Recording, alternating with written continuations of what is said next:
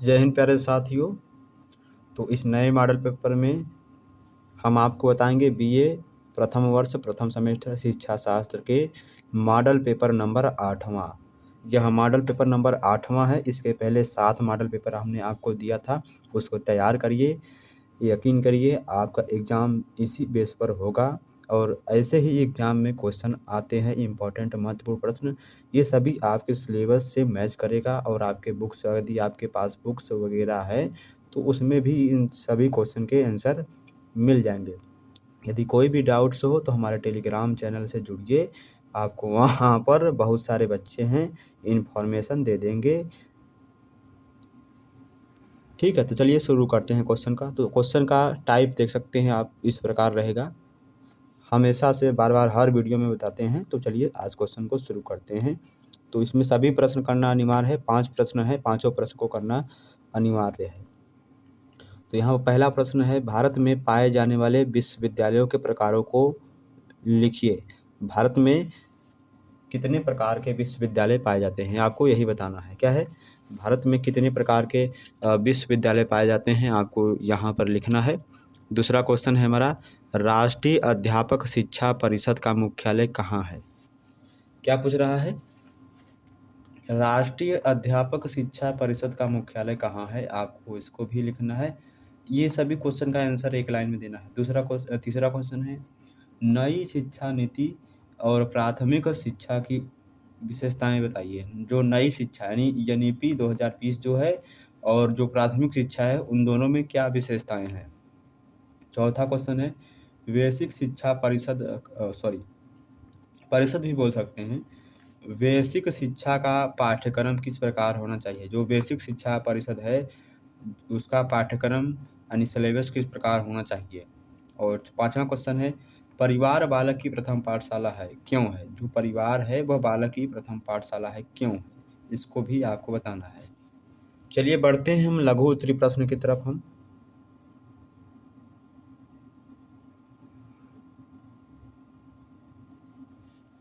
तो यहाँ पर लघु उत्तरी प्रश्न देख सकते हैं। लघु उत्तरी प्रश्न में केवल 5 प्रश्न करने हैं, केवल 5 प्रश्न करना अनिवार्य है। 8 प्रश्न रहते हैं, किसी कॉलेज में 9 प्रश्न रहते हैं, 10 प्रश्न रहते हैं, ऐसे रहते हैं। तो आपको केवल 5 प्रश्न करना है। यहाँ पर जितने नंबर रहेंगे उसी हिसाब से आपको प्रश्न करना है। इस प्रश्न का जो आंसर है वो 2 से 3 पेज में रहता है। तो पहला क्वेश्चन यहाँ पर दिया है, दोषपूर्ण परीक्षा प्रणाली की समस्या पर प्रकाश डालिए। यानी जो परीक्षा में जो त्रुटिपूर्ण परीक्षा होती है उसकी समस्या पर प्रकाश डालना है। दूसरा क्वेश्चन है, माध्यमिक शिक्षा के राष्ट्रीयकरण की समीक्षा पर प्रकाश डालिए। क्या पूछ रहा है, माध्यमिक शिक्षा के राष्ट्रीयकरण की समीक्षा पर प्रकाश डालना है। तो तीसरा क्वेश्चन है, व्यवसायीकरण की समस्या के सुधार हेतु सुझाव दीजिए। जो व्यवसायीकरण की समस्या है उसके सुधार हेतु हमें सुझाव देना है कुछ। चौथा क्वेश्चन है, माध्यमिक शिक्षा की उद्देश्यहीनता। जो माध्यमिक शिक्षा की उद्देश्यहीनता समस्या का उल्लेख करना है हमें। माध्यमिक शिक्षा की उद्देश्यहीनता की समस्या का उल्लेख करना है तथा इसके समाधान हेतु सुझाव भी देना है हमें। पांचवा क्वेश्चन है, माध्यमिक शिक्षा के प्रति सरकार में दोषपूर्ण नीति का उल्लेख कीजिए। तो जो लोग चैनल पर नए हैं तो चैनल को सब्सक्राइब जरूर करिएगा। एक बार अपने दोस्तों के साथ इस वीडियो को शेयर जरूर करें। आशा करते हैं आपको यह वीडियो बहुत ही पसंद आएगा, क्वेश्चन भी आपको समझ में आ रहे होंगे। तो एक बार वीडियो को पोस्ट करके क्वेश्चन का स्क्रीनशॉट ले लें, या तो यदि आप इस वीडियो का पीडीएफ चाहते हैं तो हमारे टेलीग्राम चैनल से जुड़िएगा ज़रूर।